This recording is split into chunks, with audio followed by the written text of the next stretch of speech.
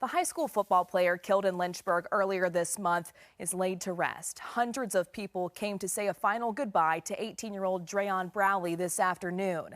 10 News reporter Taj Simmons was at the funeral and joins us now live from Lynchburg to tell us about the emotional service. Taj?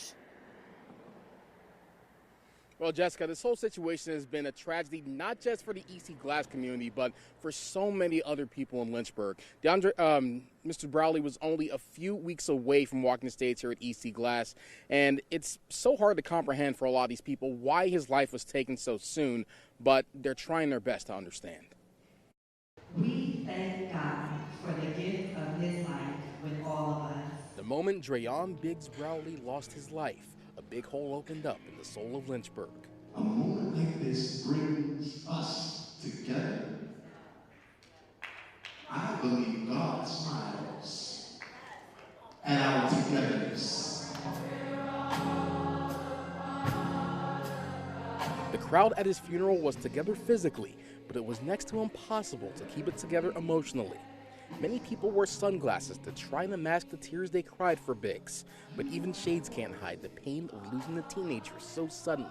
I don't take lightly that God sent me a little angel, only 13, to remind me how to lead, how to love, no matter what the struggle.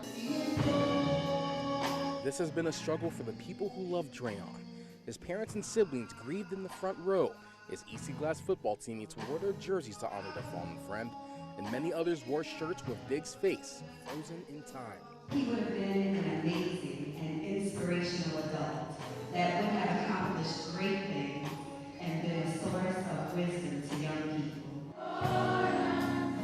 Dre'Yon Browley only had 18 years to learn about the world, but this crowd vowed to keep telling the world about Biggs for as long as it takes. Let's help each other, love each other, and move forward in a way that will make him proud, because y'all know he's up there watching us.